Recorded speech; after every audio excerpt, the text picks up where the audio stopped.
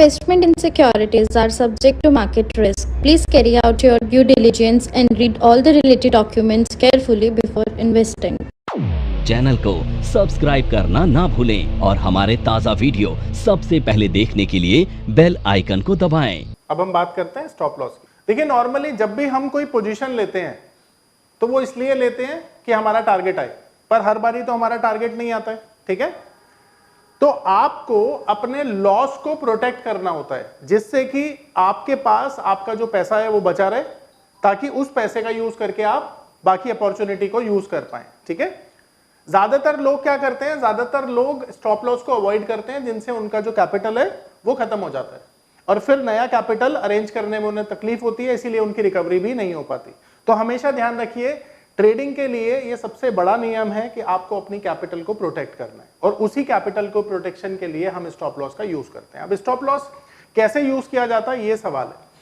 देखिए आपने कोई भी चीज अगर बाय की है, सपोज करिए 100 रुपए पर, सपोज करिए आपने कोई भी चीज 100 रुपए पे बाय की है, तो आपका लॉस कहां होगा, 100 रुपए के नीचे।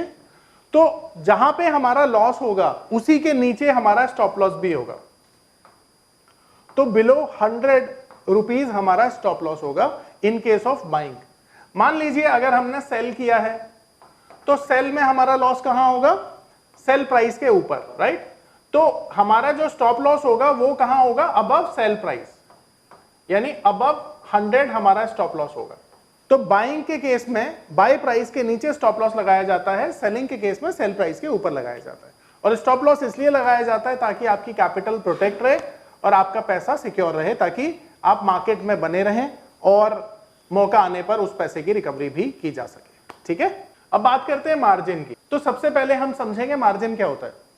कोई भी चीज आप बाय करने के लिए जब भी मार्केट में जाते हैं आप क्या पे करते हैं, पैसा पे करते हैं। और जब भी स्टॉक मार्केट में कुछ बाय करना होता है तो क्या पे करते हैं, तब भी पैसा पे करते हैं। तो मार्जिन बेसिकली वही पैसा है जो आप ब्रोकर के पास डिपॉजिट करते हो कुछ भी बाय या सेल करने के लिए, उसी को मार्जिन कहा जाता है। अब सवाल है मार्जिन क्यों लिया जाता है। देखिए अगर मार्जिन के बिना कोई भी काम करेगा तो लॉस और प्रॉफिट का सेटलमेंट होना मुश्किल हो जाएगा। मान लीजिए मैं मार्केट में बिना पैसे डिपॉजिट किए काम करता हूं और सर ने कोई चीज बाय कर ली, बाय करते ही चीज ऊपर चली गई तो आपका फायदा हुआ, मेरा नुकसान हुआ, पर मैंने तो मार्जिन डिपॉजिट ही नहीं किया था, आपको फायदा मिलेगा कैसे। और अगर मैं मुकर जाऊं कि मैं तो देता ही नहीं पैसे, फिर तो मिलेगा ही नहीं पैसा। तो इसीलिए ब्रोकर क्या करता है, जब भी आप कोई भी मार्केट में नई पोजीशन बनाते हैं तो उसके लिए आपसे मार्जिन लिया जाता है, उसी को मार्जिन बोलते हैं। और मार्जिन इसलिए लिया जाता है ताकि गारंटीड सेटलमेंट हो सके लॉस और प्रॉफिट का। अब मार्जिन ना 3 तरह के होते हैं। अब मैं मार्जिन पढ़ाने से पहले ना आपको एक छोटी सी चीज पूछना चाहूंगा कि मैंने जैसा कल आपको बताया था कि मार्केट में 7000 से ज्यादा शेयर्स लिस्टेड है, तो क्या 7 के 7000 शेयर एक बराबर रिस्की हैं या किसी में रिस्क कुछ ज्यादा है किसी में कुछ कम है। नमस्कार दोस्तों, क्या आप स्टॉक मार्केट में शुरुआत करने का सोच रहे हैं और क्या आपको यह समझ में नहीं आ रहा है कि आपकी शुरुआत कहां से होनी चाहिए, तो मैं आपको एक ऐसा कोर्स सजेस्ट करने जा रहा हूं जो आपकी लाइफ चेंज कर सकता है। और मैं बात कर रहा हूं NIFM का advance level of smart investor course की, जो आपकी लाइफ चेंज कर सकता है। जी हां, आपने सही सुना, NIFM आपके लिए लेके आया है एक ऐसा शानदार कोर्स जो आपको बताएगा कि किस तरह से आप स्टॉक मार्केट में सक्सेसफुली पैसा कमा सकते हैं। और ये कोर्स है advance level of smart investor. Advance level of smart investor course आपको हर छोटी से छोटी और बड़ी से बड़ी मार्केट की बारीकियों के बारे में जानकारी देता है और ये सभी जानकारियां आपको इस मार्केट में पैसा कमाने में बहुत ज्यादा मददगार साबित होती हैं। तो इस कोर्स को करने के बाद आप मार्केट में सक्सेसफुल ट्रेडर और सक्सेसफुल इन्वेस्टर बन सकते हैं, है ना। थोड़ा ज्यादा हो सकता है कि इसमें अलग अलग, यानी सबका रिस्क जो फैक्टर है वो अलग अलग होता है। ठीक उसी तरह से ना ये जो मार्जिन है ये 3 तरह के होते हैं और ये मार्जिन इसलिए बनाए गए हैं ताकि आपको रिस्क के बारे में अवगत कराया जा सके कि किस शेयर में ज्यादा रिस्क है, किस शेयर में कम रिस्क है, ठीक है।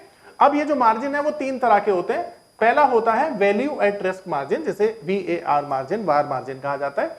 दूसरा जो मार्जिन है उसे कहा जाता है एक्सट्रीम लॉस मार्जिन, ELM। और तीसरा जो मार्जिन होता है इसे कहा जाता है market to market, MTM margin. अब समझते हैं ये क्या होता है। तो मैं इसे एक एग्जांपल के लिए 100 रुपए के शेयर पर समझाऊंगा। मान लेते हैं ये 100 रुपए का एक शेयर है XYZ, इसका नाम है। अब ये जो शेयर है ना, मान लेते हैं कि इंट्राडे में इसका रिस्क है 25%, मान लेते हैं फॉर एनी रीजन।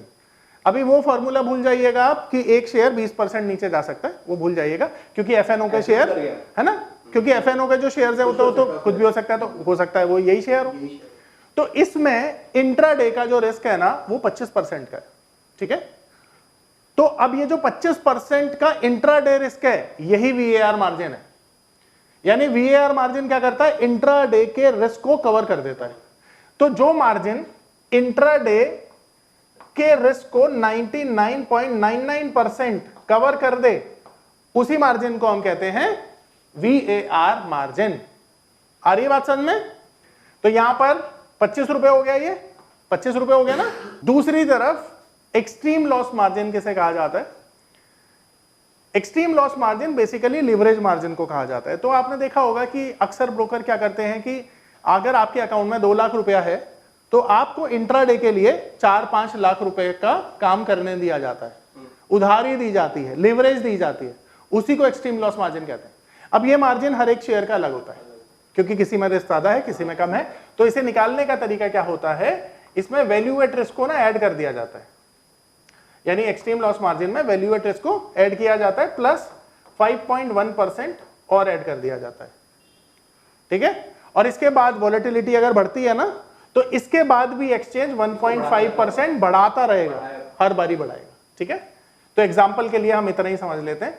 तो ये कितना था, 25% था, और ये 5% था, तो टोटल कितना हो गया, है ना, 30% हो गया। तो अब इसका मतलब क्या हुआ कि मुझे ये 100 रुपए का शेयर खरीदने के लिए सिर्फ 30 रुपए की जरूरत पड़ेगी, ठीक है। तो इसका मतलब है टेक्निकली 3.3x मार्जिन मुझे मिल गया। तो यही वैल्यू एट रिस्क मार्जिन हो गया, और सॉरी यही एक्सट्रीम लॉस मार्जिन हो गया। समझ में आ रहा ना, सिंपल है। अब MTM मार्जिन क्या होता है, मान लीजिए आपके अकाउंट में 1 लाख रुपया है और इंट्राडे में ना मार्केट क्लोजिंग होने तक आपने 5,000 रुपए का प्रॉफिट कर दिया। ये पावर ऑफ नंबर थ्योरी इतनी बेहतरीन थ्योरी है कि इसे करने के बाद आप एक अलग अनुभव करेंगे और आपको लगेगा कि शायद इसी चीज की आपको तलाश थी। बहुत सालों की ट्रेडिंग के बाद, इन्वेस्टिंग के बाद आपको शायद ऐसे प्रोडक्ट की जरूरत थी जो मार्केट में आपको वो कॉन्फिडेंस दे पाए, जिस कॉन्फिडेंस के साथ आप रोज पैसा कमा पाए और जितना आप चाहें उतना पैसा कमा पाए। तो हमारी ये जो पावर ऑफ नंबर थ्योरी है, ये आपको आपकी सभी इच्छाओं को पूरा करने के लिए है। और आप देखेंगे कि इस थ्योरी को करने के बाद जो आपका कॉन्फिडेंस है, आपकी जो एक्यूरेसी है, आपकी जो क्षमताएं हैं मार्केट से पैसा कमाने की, वो बहुत ज्यादा बढ़ जाएंगी। और आप देखेंगे कि जो आपने आज से पहले अनुभव नहीं किया था अपनी ट्रेडिंग के दौरान या इन्वेस्टमेंट के दौरान, आप इतना बेहतर अनुभव करेंगे इस कोर्स को करने के बाद। या 5,000 का लॉस कर दिया तो आपका पोर्टफोलियो का नेट चेंज कितना है, 5,000 रुपए। तो यही 5,000 रुपए को हम MTM कहते हैं। यानी आपका जो पोर्टफोलियो चेंज है मार्केट क्लोजिंग पर, वही MTM है, ठीक है। सिंपल था। अब हम बात करेंगे कॉन्ट्रैक्ट नोट की। तो आपके पास जो ब्रोकर है ना, उस ब्रोकर के पास आपका है अकाउंट, और उस अकाउंट में आपने डाला हुआ है मार्जिन, और उस मार्जिन से आप करते हैं ट्रेडिंग या इन्वेस्टिंग। तो जब भी कोई नया ट्रेड लेते हैं तो वो एक पर्टिकुलर प्राइस पर होता है, एक पर्टिकुलर कीमत देते हैं आप उसकी, उसमें सर्टेन टैक्सेस लगते हैं, ब्रोकरेज लगती है, आपका लॉस प्रॉफिट होता है। वो सारी की सारी फाइनेंशियल स्टेटमेंट को हम कॉन्ट्रैक्ट नोट बोलते हैं। तो कॉन्ट्रैक्ट नोट क्या है, जो भी आपने ट्रांजैक्शन की है उसमें कितना आपका प्रॉफिट हुआ, कितना लॉस हुआ, कितने टैक्सेस लगे, कितनी ब्रोकरेज लगी, सारी की सारी इंफॉर्मेशन है, उसी को कॉन्ट्रैक्ट नोट बोला जाता है, ठीक है। और ये आपके पास 2 फॉर्म में आता है। पहला आपके ब्रोकर के थ्रू आपके मोबाइल ऐप पर आएगा, और दूसरा आपके मेल आईडी पर NSE के थ्रू आएगा, ठीक है। उसमें आपको ये पढ़ना चाहिए, पढ़ के आपको पता चलता है कि हमने क्या काम किया, है ना। तो उसी को कॉन्ट्रैक्ट नोट बोला जाता है। अब मैं एक बार टैक्सेस के बारे में आपको थोड़ा सा ज्ञान दे देता हूं। तो नॉर्मली आप देखिए जो टैक्सेशन है ना हमारी स्टॉक मार्केट में कैसे होती है, उसे समझ लेते हैं। अब देखिए आप इक्विटी में काम करते हैं, मान लेते हैं। तो इक्विटी में आप 2 तरह से काम करते हैं। पहला तो भाई आप लॉन्ग टर्म काम करते हैं ना, कि आपने 1 साल के बाद उसे निकाला। तो जब भी हम लॉन्ग टर्म इक्विटी में काम करते हैं, हमारी जो इनकम होती है ना, ये लॉन्ग टर्म कैपिटल गेन के अंडर आती है, यानी इस पर लगता है हमारा लॉन्ग टर्म कैपिटल गेन। ठीक है। अब एलटीसीजी आपको पता है इंडिया में कितना है, 12.5%। पर यहां पर एक बात ध्यान रखिएगा कि ये 12.5% जो आपने टैक्स देना है, ये 1.25 लाख के ऊपर देना है, यानी कि जो आपका 1,25,000 का टैक्स है ना, ये एग्जेम्प्ट है, यानी इस पर कोई भी टैक्स आपको नहीं देना होता। ठीक है, ये बात हो गई क्लियर। अब अगर आप 1 साल से कम समय में काम करते हैं तो वेरी गुड, तो उसे हम कहते हैं शॉर्ट टर्म। ठीक है, अब ये शॉर्ट टर्म कैपिटल गेन लगता है यहाँ पे। अब ये शॉर्ट टर्म कैपिटल गेन कितना है, स्टैंडर्ड 20%, यानी 1 लाख रुपए कमाए, 20% आपने सरकार की जेब में दे दिया। अब इक्विटी में ही तीसरी पोजीशन जो होती है वो होती है इंट्राडे। अब ये जो इंट्राडे है ना, इसे स्पेक्यूलेटिव इनकम माना जाता है। अब स्पेक्यूलेटिव इनकम पे आपको पता है कितना टैक्स होता है, वैसे 30% टैक्स होता है ना, पर यहां पर इसे 2 तरह से ट्रीट किया जाता है। सबसे पहले इसे आपकी इनकम स्लैब में जोड़ा जाता है। ठीक है, इसको आप इनकम स्लैब में जोड़ेंगे। सपोज करिए आप 30% के स्लैब में आते हैं, तो आपकी जो स्पेक्यूलेटिव इनकम है वो कितने परसेंट हो गई, 30%। सपोज करिए आप 20% में आते हैं, 20%, 10 में आते हैं 10%, तो इसे इनकम स्लैब में जोड़ा जाता है, फिर इसकी टैक्सेशन की जाती है। मजे की बात यह है, इसे आप बिजनेस इनकम भी मान सकते हैं कई केसेस में, पर अगर आपने डे 1 पे अपनी आईटीआर में इसे स्पेक्यूलेटिव इनकम दिखाया है तो जिंदगी भर वही दिखाना पड़ेगा। बिजनेस इनकम मान लिया है, जिंदगी भर वही दिखाना पड़ेगा।